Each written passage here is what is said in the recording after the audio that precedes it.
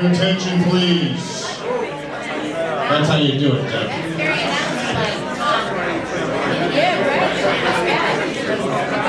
Please take your seats. We'll be starting in 15 seconds. Please take your seats. Don't make me get nasty with the Republicans.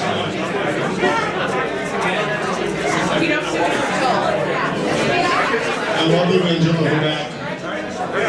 Angela Hudak.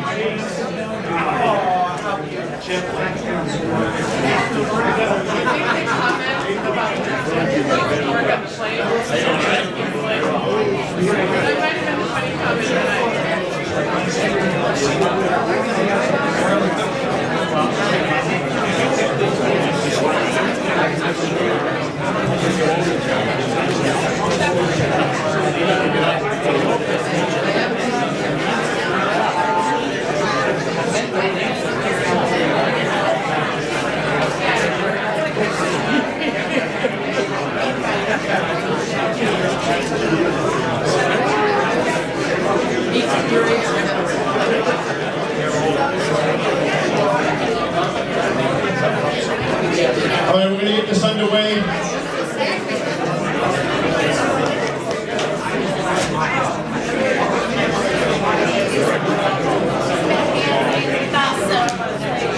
All right, thank you everybody for coming.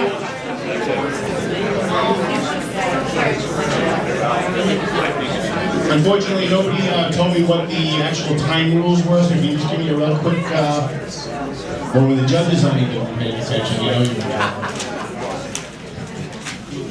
Thank you.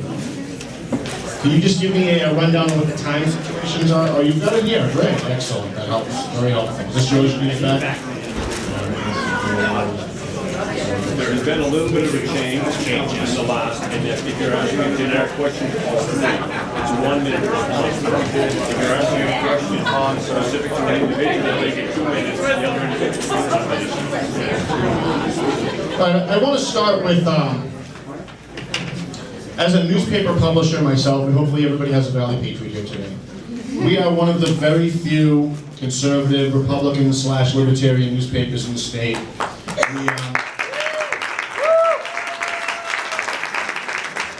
When you're going to see with these guys, when you're going to see with the liberals, trust me, it's not that hard. But one of the things that we've noticed, and I actually had some people in my office today asking me if I could ask this as a question, even though it's somewhat self-serving. We've noticed that in the last several election cycles, Republican and conservative candidates don't reach out to conservative media outlets. They tend to ignore them, they don't spend money on advertising, they don't send press releases, they don't let us know when you're having your fundraiser so we can come and write you checks. And so my first question is to each of you, what will you do specifically, I don't want any generalities, specifically what will you do to reach out to those members of the media who are either sympathetic with your message or cause your party, or those who are overtly helping you? And we can start with whoever wants to start. Very simple. Engage. Already in this election, I've done 3 radio interviews, triple my opponents combined. I've given more interviews to newspapers. I will talk to all the newspapers, not just conservative outlets, but everyone, when it concerns the business of the party. Moreover, whenever I have an opportunity to put a local candidate in front of a local news outlet or news media outlet in their district, I will do so. I will know all my candidates, and I will have a short list of their top issues. So when the issues come up, I can get those candidates in front of those news media outlets. We need to have a rapid reaction force made up of state committee personnel who know the candidates, who know the up-and-coming candidates, and who know all the news media outlets. So as soon as the opportunity avails itself, we can pounce. You can always show up at my fundraisers and write me a check. If we knew about them, we would go. All right. Well, I think it's I hugely think that goes to the question, actually. right. Exactly. No, I think it's hugely important. Listen, as a party, we have a perception problem. We are perceived as the party of white, rich men, and it's incumbent upon the chair. Shame on us if we don't change that perception. It's incumbent upon the chair to reach out to every media outlet in order to change that perception. I would make myself available. I intend to be a working full-time chair who's in the office, in the field during my tenure, and that gives me and frees me up, gives me the opportunity to make myself available for those interviews. I love talking. I love talking about Republican politics. I've been doing it for 15 years, and I'm excited to engage with conservative, libertarian, every single paper. Thank you. A few different things on this subject. So I wish I had some even moderate paper in my district. They're all liberal. What town are you in? In Malden. We'll get in Malden. No, I'm serious. We'll get in Malden. I'd love to help facilitate that. But to address specifically, as you asked for a specific answer, so I'm a member of the Public Relations Society of America, and that's my business, is PR, Archangel Communications. I do press releases to my clients, brochures, direct mail, things like that. So I have a good basis in that, and I think I can bring that forward and actually streamline some of the party operations so we won't have to pay one of those people as much. I can just use a helper as opposed to a director level position. That's the first thing. The second thing too is, you talked about perception, and I agree, and I think we all agree that we have a branding issue. We need to figure out how to rebrand. And one of the things I want to go back to is I want to try to look back in the mid-'80s, right before Ray Shamby took over, and right before the Republican wave of 1990. I really believe that that is some of what the time we're in now. And we've got to stop whining. We can't just say, oh, the media's not with us. That's going to get us nowhere. We have to bring out arguments and issues that are attractive to voters and that can appeal to voters. How will you reach out? Do I get the follow-up? Because I don't think he, with all due respect, answered. How do you plan on reaching out to conservative media that is being ignored because we're being taken for granted that we're going to support the Republicans anyway, which we will. However, it would be nice to have a little love back to get those personal phone calls, to get that inside information about what's going on, so that we can beat the liberal media to the message. I'll give you a very specific example. When I ran for city councilor in Malden, I tried to get everybody in the town in the city to cover this bags tax that we have, okay? Every trash bag that you throw in the city of Malden has to be a city of Malden approved trash bag that costs you $2. Okay, so it's a tax on throwing out your trash. Crazy. I couldn't get any paper to cover it. The Globe, the Herald, all the local papers. I went to Fox. I went to Fox National News and appeared on Fox National News opposite the mayor who was installing it. And I'll never forget, it was Halloween weekend, and the mayor called me and he said, what the hell have you got me on Fox for? They're gonna string me up here. Lo and behold, he didn't run the next time. So, to me, I'll go to wherever I can get an audience and play it out there. It got play on Fox. It resonated out in the community. We were able to, even though defeat the thing, they kept it in there because enough people didn't turn out because of quirk in the charter, so the thing's still in place now. And that's actually one of the issues I use to stay in office now and get a lot of support for that. Thank you. All right. We'll be reviewing that later to see if that was an answer. We had several of our readers sent emails in over the last couple of weeks, over the last couple of days when I announced that I was going to be doing this. One of them asked, and I thought it's something that I hear at Tea Party meetings a lot, why should we bother giving money to the Republican Party candidates when, at the end of the day, guys like Brad Jones and Brad Hill vote for tax packages and budgets that raise taxes and raise spending? Why should we support Republicans when they act like Democrats? And these are conservatives. By the way, Brad Jones and Brad Hill are friends of mine, so that wasn't a shock to them, but that's the question. Look, we should never, as Republicans, abandon our bedrock principles of smaller government, small business, job creation, family values. That should never happen as a Republican. But, again, to just quote our 11% statewide registration, with that kind of number, we can't afford to not support somebody with an R after their name. And so while I agree that we should never turn our back on our core principles as Republicans, we need to get together, come together. If you're truly about unity for this party and moving our party forward, then you will support Republicans regardless of whether you agree with everything they stand for, or you just will. You have to support the R on the ticket, because at the end of the day, we are too small a party. We need to make gains. We cannot afford to kick folks out of this party. And that's...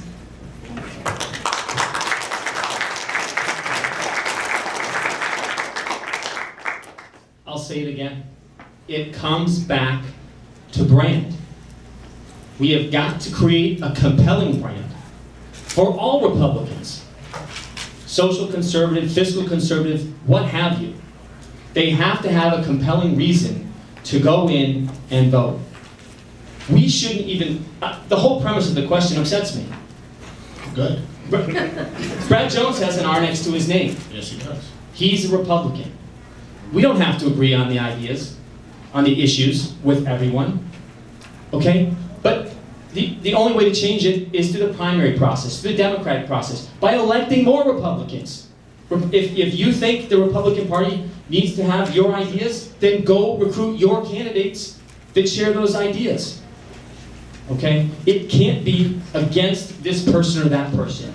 We have to stand for everyone. As chairman, I will stand up for every Republican, from Brad Jones down to the selectmen of Pepperell. It doesn't matter. Thank you. Thank you.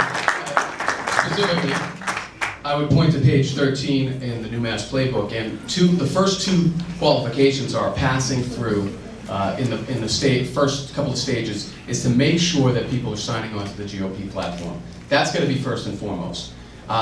You know, I'm not saying a litmus test. I'm not saying anything like that. But if you can't pass through and answer basic questions and agree with 8 out of 10 of them, well, then we shouldn't support you. It's that simple.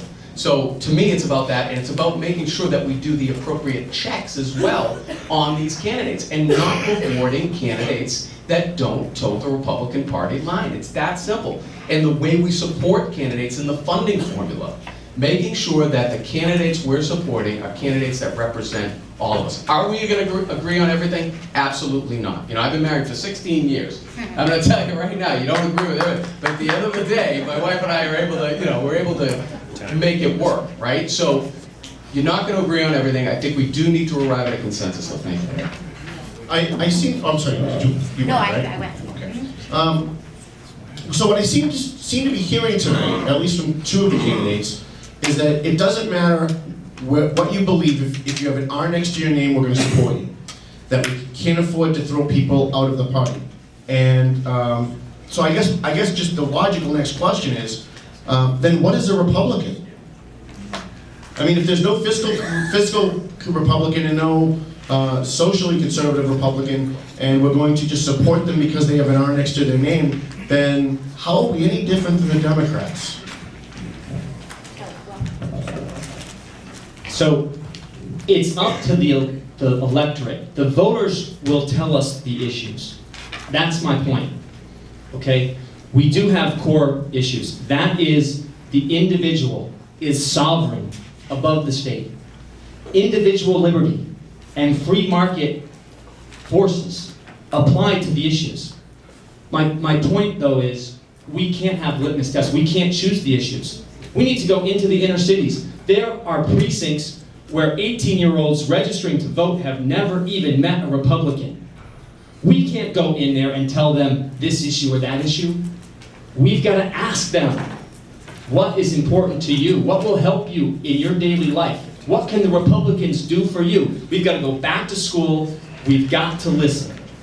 But then we apply those core principles: individual liberty, free market forces, and the individual sovereign above the state. So we're all here wanting to be the chairman of the Republican Party. And as the chairman of the Republican Party, we don't take positions in primaries. We don't say, you're a better Republican than you are. And Why is that? Well, because that has been our core value, because at the end of the day, the primary responsibility of the chairman is to win seats, is to elect more Republicans. And again, that is the job of the chairman. I think it's hugely important, again, as I said, we should never turn our back on our bedrock principles: smaller government, job creation, small business, family values. Those things are deeply held beliefs that we need to stick to.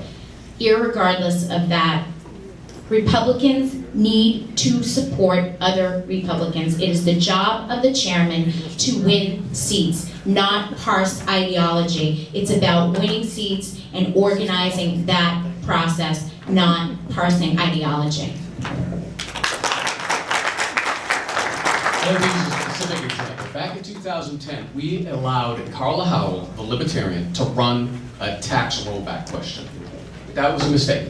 We should absolutely not do that, because what happens is she ends up getting press, and people get confused saying, okay, well, this is a fiscally conservative issue, and then all of her libertarian ideas are able to creep in. We shouldn't do that. We shouldn't be ashamed of being conservative. Being conservative is righteous and is good, and we don't need to change our party platform. Even in these urban areas, we have things in our platform right now that appeal to people in this state enough to win a statewide election. We're not doing it. We need to do a better job of it. Part of it is branding, part of it is outreach. It's a complicated thing. So one of the things I would do as chair is to make sure that we are going into these urban areas, okay? Because the suburban areas, we've shown that we can show the difference, and we can run as Republicans and not feel worried about getting attacked for that. It's in these urban areas where people are afraid to say they're Republican. They're afraid to say they're conservative. We can't do that. We need to allow them to preach the good and righteous principles that conservatism has to preach. Do you agree do you agree with your other opponents that we shouldn't, or with the platform that we shouldn't be, as the chairman or as the party, that we shouldn't be involved in primaries? To me, it seems like a no-brainer. If you've got somebody who is a stronger candidate that can beat the Democrat in the final, let the party get behind them in the primary. I do disagree, and I do think that we should pass them through. Again, I would go back to the playbook, and the candidate that comes out stronger from that should absolutely get more support. I really believe that, because we have just a finite amount of resources. We can't be investing in bad candidates. We don't have that luxury. We need to invest in the future, in candidates that are going to be here for the long run. I won't use particular examples, but I know of some candidates that have put out press releases and pieces of mail that you look at that anybody in this room would say, you're never going to win with that. We can't allow it. We just don't have that luxury. We have a finite amount of resources, and we need to push the strong, talented people that we have in this party, which I think we have plenty of and we can get plenty of. Again, we don't have to run away from our conservative principles, be they fiscal, be they social, doesn't matter. Whatever works in your district, well then run on that. Accentuate the positive. It goes back to the theme I was saying earlier. If we can just go back to what Shamey was pushing, I believe we can do it. Thank you. And I promise I'll ask at least one follow-up to the other two, because I know I asked him two follow-up questions. One of the things that we've noticed in the newsroom, looking at politics from a media standpoint, is that the positions of the Republican Party, because we're Republicans, is solid, but the message is terrible. And one of the reasons that the message is terrible is because the media, who is supporting the Democrat Party in every election, defines who we are, defines the language of the debate. What will you guys do individually? What will you do as chairman to change the language of the debate when the media comes out with, these made-up words, these made-up terms, and these ideas that they put in people's heads about what Republicans are? Well, I have to say that, by virtue of being a woman and an elected official, that I've already changed their perception of what Republicans are. Again, I said we had a perception problem, that we are a party of rich white men. And shame on... Is that bad? I don't think that's bad, but it certainly I said it like it was bad. allows them to define us in a, quote, negative way. And while we need all of the support of everyone in this party, it's hugely important that we take a huge arrow out of their quiver. And again, I'm looking forward to bringing a fresh face. I'm a hard worker, I'm a regular person, I am a elected official, I'm a hardworking mom who, well, I just became a mom, so I can't claim that for very long, but I'm an attorney, I'm an educated person, and that really does start to change the perception of our party. Look at around the room. There's nobody here who's, you know, rolling in the dough, and if you are good, I'm going to meet you afterwards. But you know, it's hugely important that we elect someone who's a fresh face forward for our party. All right, thank you.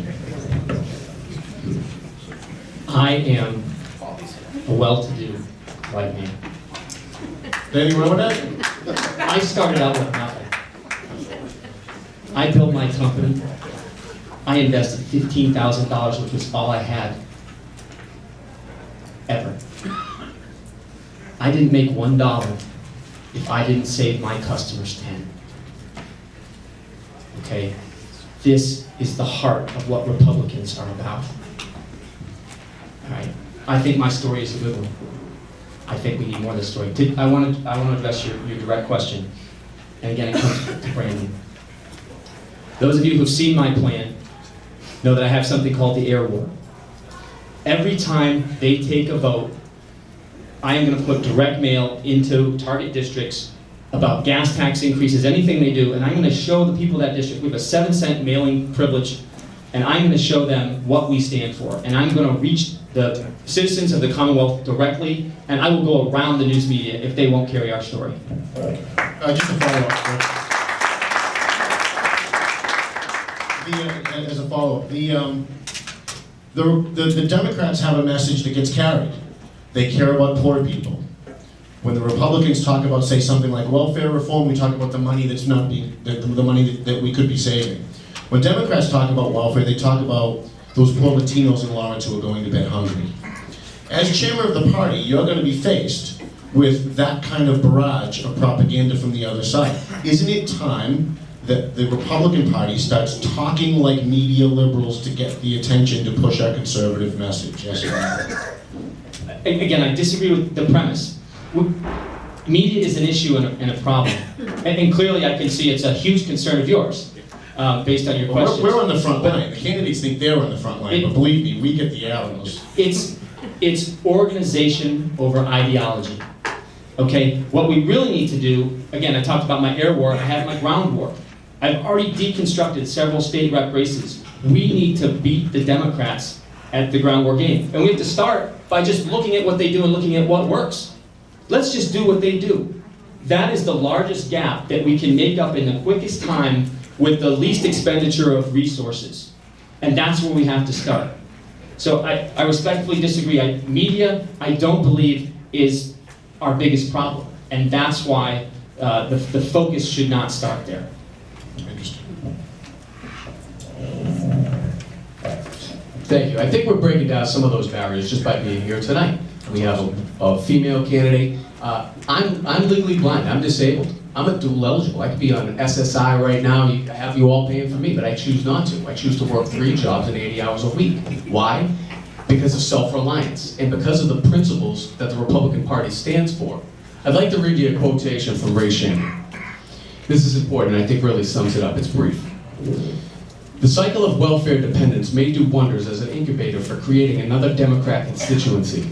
But is it truly compassionate? Or does it really address those things that make people human and free? We're offering all of these people a chance for economic empowerment. That is a very powerful message. We have a way to bring these people, using our free enterprise and our market-based system that we profess, our small business. We have a chance to turn them into the American dream and get them off welfare. Nobody wants to be on welfare. That's one of the ways we can get into these cities and show them that we can do it. We can make Rick Greens out of these people, starting with 15 grand in his basement. Garage. Pardon. So we can do that. Is that time or do I still have? No, she had to stop. Oh, thank you, sorry. Oh, you went. Oh. Yeah. Chris, let me ask a direct question, and I guess the others.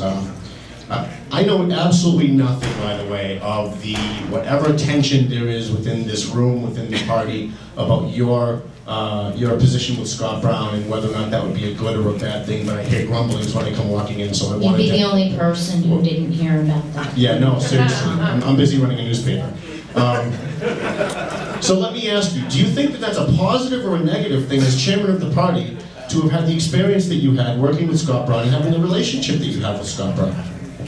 Well, I have to say, again, I worked at the state party long before I even knew who Scott Brown was. So, you know, I've been in Republican politics in Massachusetts for close to 15 years in a volunteer position, a staff position, and again, as a local candidate. I'm the only person up here who's worked, as far as I know, in both fundraising and field activities, in larger top-of-the-ticket races, as well as legislative races. And it's hugely important to realize that running a coordinated campaign statewide is key to our success. And again, I'm the only person here who has worked within a large-scale campaign and within legislative campaigns and how to work that coordinated campaign in order to run and win from the bottom up. So I see that as an enormous strength for my chairmanship. I just wanted to give you a chance to put it on the table, because one of the things we do in our newspaper is to take those little grumblings people don't want to talk about out loud and give people an opportunity to address them. No, I'm glad you did, thank you. Any other candidates want to address whether, you know, this whole question of Kristen with Scott Brown? I'll address it. I really believe that we can't just focus on top of the ticket races, and it starts at the grassroots. So as long as we can commit to that, and everybody in this room can commit to that, and whoever the next chairman is can commit to that, I think we'll be okay. You know, you look at some of the places where Scott did well, and it's some of the typical places where Republicans do well, and you look at some of the places where he didn't do so well, and it's a lot of the typical places where Republicans didn't do well. So we've got to change that dynamic. So as long as everybody realizes that and buys into that, we shouldn't have that much of an issue. You know, I'm trying to part the middle here in terms of making sure that we elevate the level of discourse here. The thing I just went to on Ray Shammy, that is profound. No matter who the next chairman is, I expect them to take that forward. Because that's the way we're going to turn this party around. That's the way we're going to get these people interested in the party. So look, I supported Scott Brown when he was a state rep and state senator, and if he runs again, I'll support him again, okay? And I hope everybody here would do the same thing. Thank you. Again, I'd just like to go on the record again. I completely support Scott Brown as chairman. As a matter of fact, I think I am the best chairman to help Scott Brown get elected.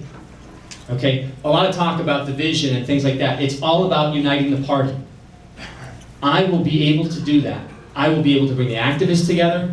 I will be able to bring, you know, the state committee, the town committees, all of these folks together and build that organization because of my management strengths, my ability to organize, my proven ability. Quite honestly, this isn't an experience problem. This is a leadership and a management problem. We need to build an ongoing organization that doesn't just start up every 2 years. Okay? And for that reason, I would be the best chairman. As a matter of fact, I would bring these folks on board. Okay? There's a lot of talent up here. Right? We need all the talent in the room. And that's why I would be the chairman. I want to stick with Scott Brown. I want to stick with Scott Brown for a minute. I also supported Scott Brown. I actually wrote him a check, and I never do that. Doesn't it make more sense? Well, I want your thoughts on this. Doesn't it make more sense to have Scott Brown run for governor, given that we have no farm team and nobody to run for that position against Steve Grossman, who we assume is going to be the nominee, rather than once again elect Scott Brown in a mid-year election, work 110%, maybe he wins by 1 point, only to lose again in the next regular election with a heavy Democrat at the top of the ticket. I'd like your thoughts on that. Shouldn't Scott Brown be looking at? Shouldn't the GOP be pushing him to run for governor and not for Senate, for the good of the party? Almost help with that. But I don't believe in pushing candidates. Okay, Scott Brown will decide what Scott thinks is best for himself, and that's what he'll do. Yeah, we're Again, so I don't think the party should be, I mean, Scott Brown is very accomplished. I mean, look what he did. He showed us what is possible. Okay? Let's give him the due respect that he deserves. Let's step back. Okay? It's a credit to Scott Brown that we're all up here having this conversation today. Okay? He never asked to be surrounded by yes men. All right? This is a healthy debate for our party. Okay? But I don't think we should be putting pressure on Scott. For the good of the party. Again, that's your opinion. The voters, the 465,000 registered Republicans, will decide ultimately what is good for the party. So I don't know what Scott Brown's going to run for, and he may run for governor, he may run for Senate, he may run for nothing. I don't know what Scott Brown's going to do, but I think the important thing to draw from Scott Brown's story is that he started at the local level, like myself and David. He is a grassroots candidate who started at the town council, alderman, worked his way up to worked his way up to state rep, state senate, and then ultimately U.S. Senate. We need to focus on finding other Scott Browns at the local level because they're out there, they exist. And that's the important thing that Scott really inspires our party and inspires me, is to work hard at the grassroots level. Can you just get back to my question? Yeah. I Don't- think that is part of your question. Do you think that Scott ought to be looking at running for governor rather than Senate for the betterment of the party? Because he can win as governor. We're not sure he can win as Senate, and we're certainly not sure if he can win a re-election after a mid-year. Again, I have to say that I am focused solely on the benefits that Scott brings as a candidate and his story, not necessarily what he should or should not run for. He may be successful at running for governor, he may be successful at running in a special election. I just don't know, and that's not for me to say, that's for him to decide. Again, the important part of Scott's story is that it helps us to focus on the grassroots and those local candidates and making sure that we are paying attention to them because they are the future of the party and can hit those higher notes, can go to the higher levels, can go to Congress, can go to the U.S. Senate.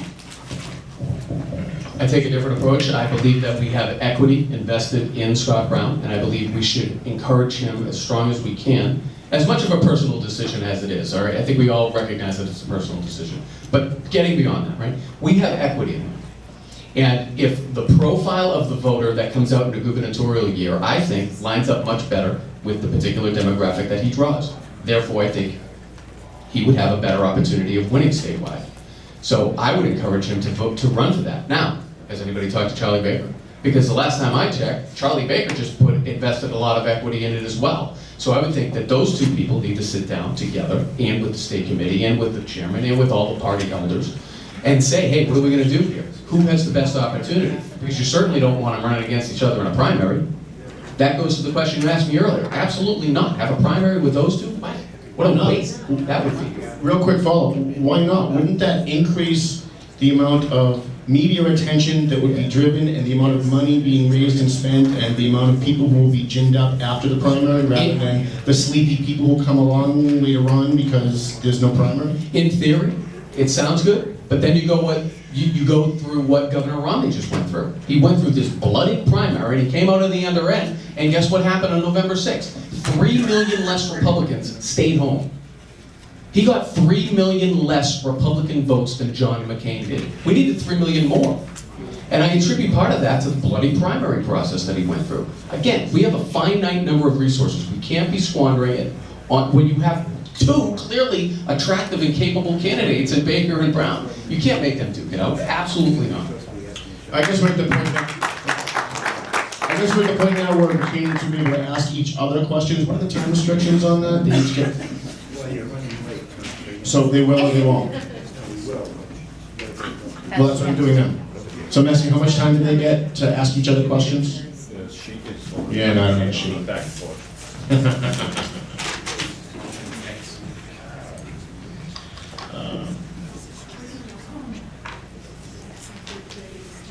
Okay, each candidate has 2 to 3 minutes. Each candidate will get to ask a question of another candidate. Each candidate will get 2 to 3 minutes to respond. And we can start with Kristen. Right. 2 minutes to respond. I'm sorry, 2 minutes to respond. So we're asking each candidate. Is that You can ask whichever candidate you want. Okay, great. Just one or If you want to do both. Okay, great. So, my question is for Rick. I know that you have a goal of tripling the state party budget, and I think that's a noble and a lofty goal. As a fundraising professional, from what I understand, you would like to do this by getting each registered Republican to give small dollar donations. And again, lofty goal, great, we need to have those small dollar donations.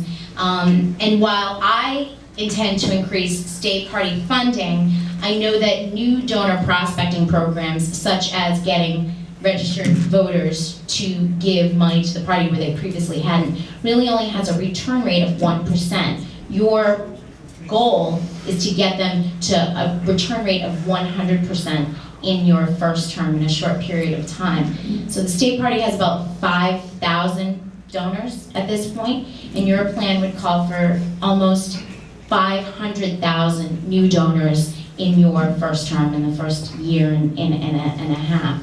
And my question to you, again, is this is a lofty, noble goal, but as a fundraising professional, it looks great on paper, mathematically, probably works out great, but in translation, doesn't always work. It's not a workable solution as a long-time fundraiser. So my question for you is, what's your plan to get to this goal? What's your plan? Because I know it's a goal, but what's your plan to get there?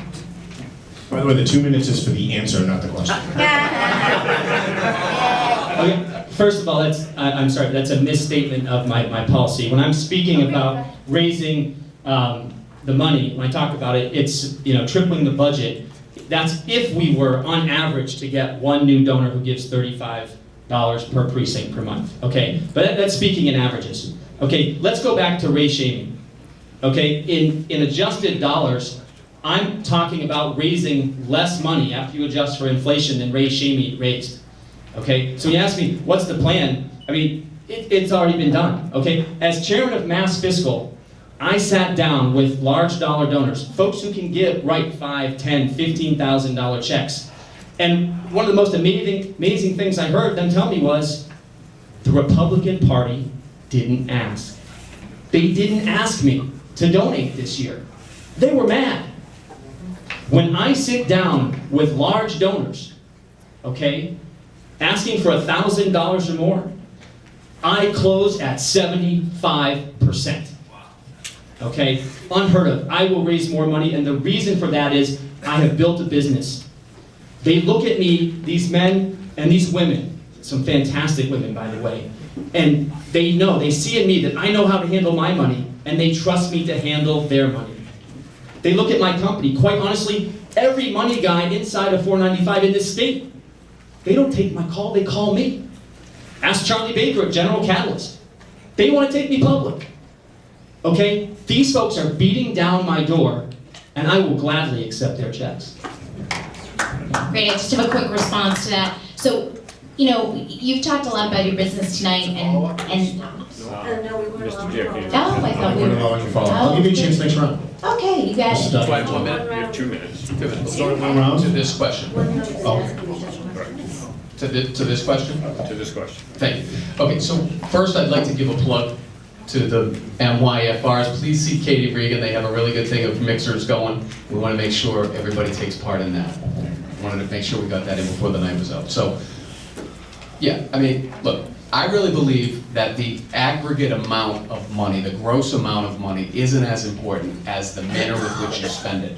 I believe we need to start running campaigns like we run our small businesses, and we need to start getting the best possible deal we can, from everything from direct mail to signs and everything in between. We need to maximize dollars. So to me, it's less about the gross amount as it is about the manner with which we spend it. Perfect example. Look at these last couple of cycles. Look at Brown and Baker. The amount of money that they spent, $50, $55 million, however you want to add it up. At the end of the day, what do we have to show for it? Not a lot. We didn't pay up any of the activists. We didn't really buy anything that we can bring forward. You know, in Malden, I know a lot of the Democrat officials, right? And they have keys, literally have keys, that they can go to a storage bin and open it up. And in that storage bin is everything. Just add water, it's a campaign on wheels. They've got chairs, they've got clipboards, they've got printers, they've got signs, they've got everything you need to run a voter drive or to do a phone bank. We have none of that. We have none of that. That's crazy. I can't believe it. We're the party that is for small business, yet we don't have any equity. It's crazy to me. So if I were chairman, I would invest, and I would encourage either of you, if you become chairman, to invest in that equity so that we can have some good stuff that we can lean on from candidates on every level. It should be dispersed throughout the state. I mean, it sounds simple, but it's true. We need to invest in good old-fashioned stuff. Thank you. Okay, we can go to Mr. D'Angelo next. Ask a question. Oh, okay, so I get to Ask a question, yes. Okay, so I would ask Kirsten, Yes, have you read the new Mass Playbook, and what do you think its 3 strengths are? sure. Well, I have read through the new Mass Playbook, and I think 3 important programs that you really highlight in there. One is the urban outreach. I'm from a city, you're from a city. I know what it takes to win in a city. You know, I have to say, as chairman, I think it's hugely important that you run or have run your own campaign, that you have made strides to be an elected official. And knowing how to win in the cities is hugely important. We don't do enough in terms of urban outreach. Another important thing is metrics for candidates. You talk about it. You and I might disagree on those particular metrics, but I think it's hugely important to have metrics for candidates, to make sure they're out doing the door knocking, make sure they're out doing the fundraising, make sure they're out doing those things that will give them the best possible chance to win and the best possible chance for the Mass GOP to pick up seats. And of course, I also really enjoyed reading the playbook and seeing your plan regarding recruiting new candidates and really going to those districts where we have done very well in the past, where we've had top of the ticket do well, more elected officials, Republican locally, you know, going to those communities and really fielding good candidates and getting them elected. And I think that, you know, those are 3 great points in the playbook. And I applaud the work that you and Dean, is Dean Cavaretta here tonight? Dean, I know you've done that work along with David, and I applaud you for your work on this new Mass Playbook. Really, thank you very much, and it's important to have you with me. Thank you very much. Appreciate that.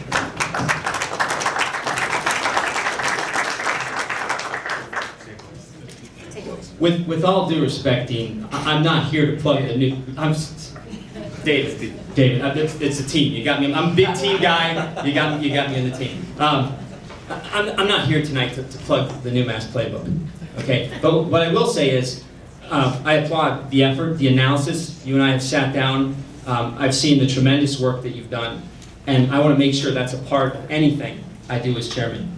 What I would like to talk to is parts of my plan, which I believe, you know, there are some similarities to the new Mass Playbook, and you cover some of this. But again, the air war, I call it. For 18 months, our party almost goes dormant.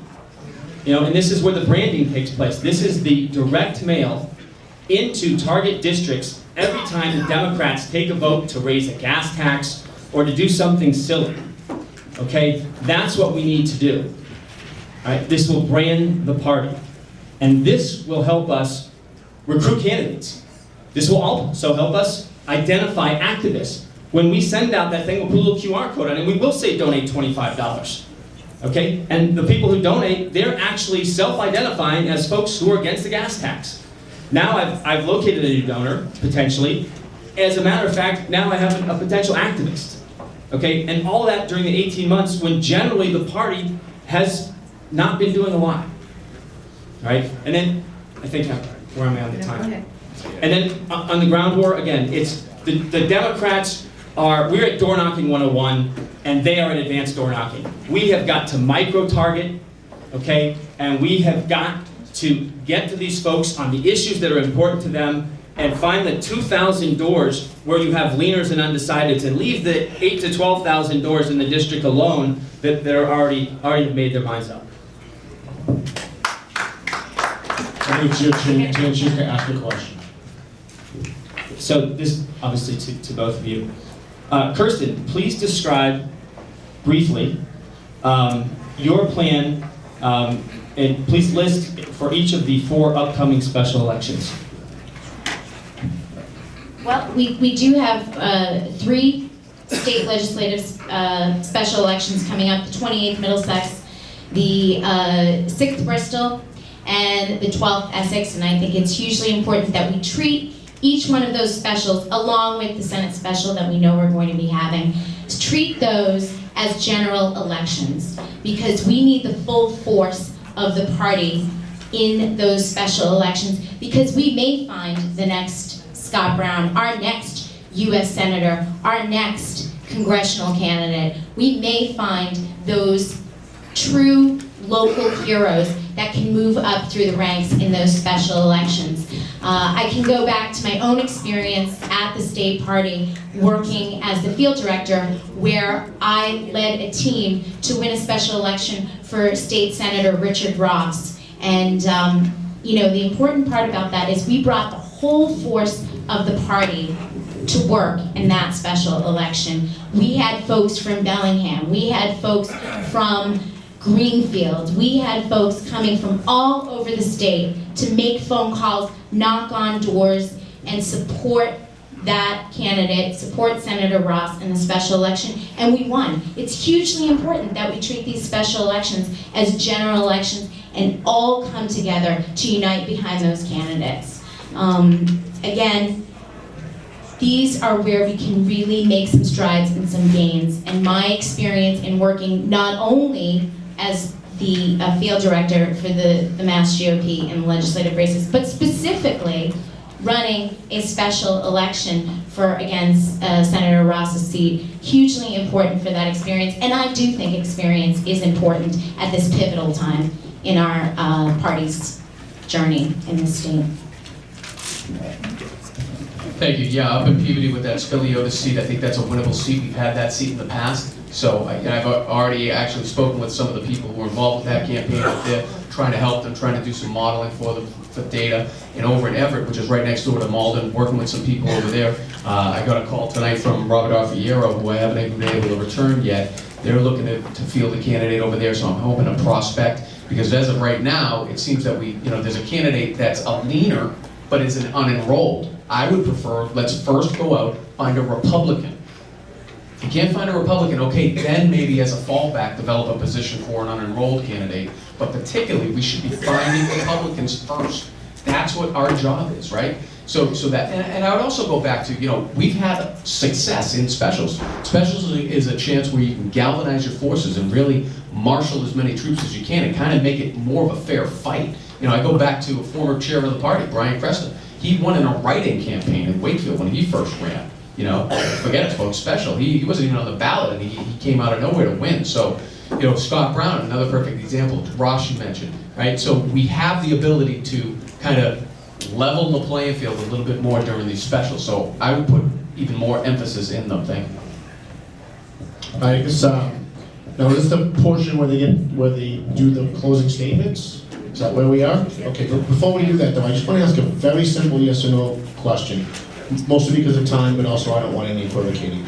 Yeah. Does it bother you, yes or no, does it bother you that during the last election, Scott Brown had Barack Obama in his commercials and distanced himself from the guy at the top of the ticket, Mitt Romney?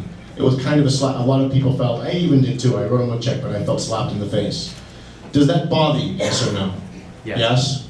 Yes. Yes? Yes. Yes, okay. Closing statements, does it matter who goes first? Just 2 minutes.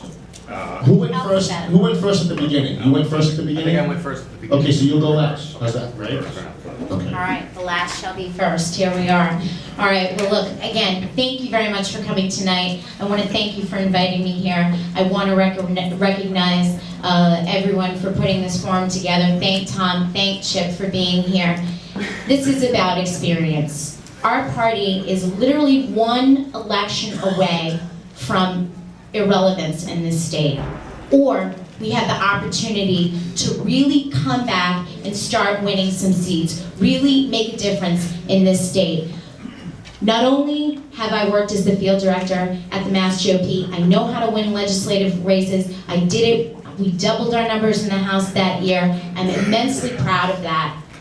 I also know how to fundraise, as, again, working on Senator Brown's campaign the past 2 years, raising $42 million. We were the 4th highest earning campaign nationwide in 2012. You need money for these you need money to win at the local level. You need money to fund the party. I'm the only person up here who knows how to do that on a large scale and bring the money that we need to this party.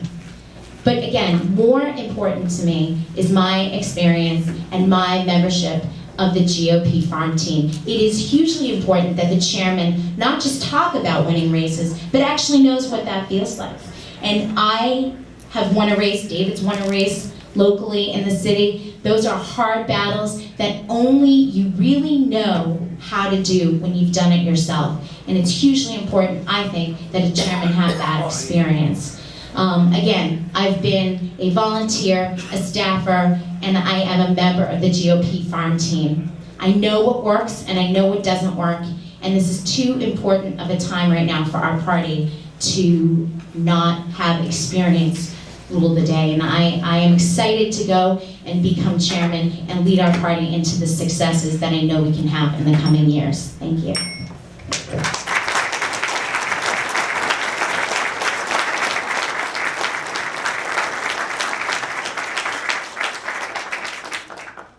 I'd like to thank all of you again as well. This has been a fantastic evening. It's so great to see so many friendly faces and to get together, and thank you. And thank you to the candidates here. I thought this was a fantastic debate. I think everyone did a wonderful job, and this is what we need more of. Once elected chair, just as I have gone around to meet all the state committee people, one by one, I will conduct regional meetings. I want to meet as many activists in our party as I possibly can. The outreach, again, it's one word, it's unity. We've got to bring this party together. I've put 10,000 miles on my car in just over a month, okay? I'm willing to double that rate if that's what it takes to get this party on the same page. Now, I also have the experience building an organization. I'm the only one up here who has hired folks, who understands what it takes to build an organization for the long term. We can't keep ramping up every 2 years, up and down, up and down. I have a fundamental disagreement. It can't be run like a campaign. It has to be run like a business. That is the only way to achieve long-term success. That is the foundation, the vision of Ray Shaman. And I am the best candidate to do that. I'll end by saying, we are all Republicans. We need to remember that. We need to say that. We need to go to our chambers, I'm a Republican, and we need to be able to say it with pride in our voice. I will restore this party. We will come back. We will win races. And we will all be able to hold our heads high and look at everyone and say, I am a Republican. Thank you all very much.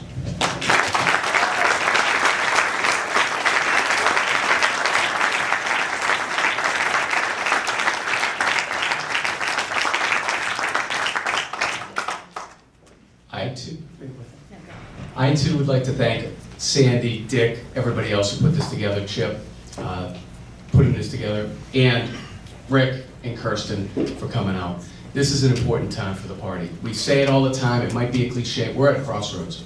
We are this close to irrelevancy right now, and we can't let it slip to that. We just can't. We've got to stop having the knife fight in the lifeboat, right? I think we all agree with that. So as your next chairman, I pledge to bring all corners of the party back together. And I guess Rick wants to run it like a business, she wants to run it like a Kirsten wants to run it like a campaign. I think we need to do a little bit of both, to tell you the truth. We need to spend our money more wisely. Sure, we need to raise money, but we need to spend it more wisely. And knowing what it's like to run and win a campaign, I've done that. I've been able to work and run 4 different campaigns, Republican campaigns, right? And It's in my blood. I went to my first meeting when I was 8 years old. Worked on my first political campaign when I was 10 years old. My dad was an elected official in the state as a Republican. Republican is in my blood. I truly believe in the ideas of self-reliance. And I believe that that's our ticket to the future, engaging these voters to come over and become Republican. We've got to enroll more voters. It's the bottom line. We've got to focus on the precinct by precinct level. We've got to engage in every single precinct. And we can't let all of these scandals that keep rocking the State House go unnoticed and, you know, it's just the Republicans again, nothing to see here. We can't do that. We've got so many things in this party, so much talent in this room, that we can do it. And I'm optimistic about it. Perseverance, that's what I'm all about. Right? So we can do it together. Again, I want to thank everybody for coming. I think we had a good level of discourse here. I'm looking forward to seeing you all in the future. Thanks again. Thank you, Dick.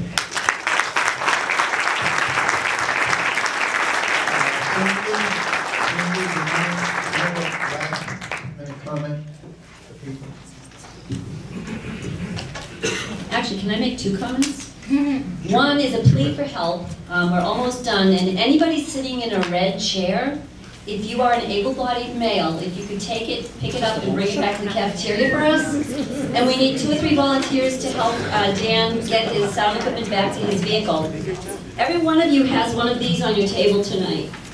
How many enjoyed tonight's debate? How many of you are members of the AMRC, or have been in the past? I'm going to make you an offer tonight that you can't refuse. With the price of gas, we're going to have a drawing with everybody who signs up in the next week. Take your form, you can give it to Helen tonight, or you can mail it in over the next week. And if you join the AMRC, your name will be entered into a drawing for a $50 gas card. But it has to be in before a week from tonight, so I have to have it in my hands, or Dick's hands, or Helen's hands by next Thursday. It's $20 to join, but you can give as much as you want. There's all kinds of opportunities on here for giving. I too, can I just thank everybody for coming? And Thank you, Sandy. Thank you so much for coming.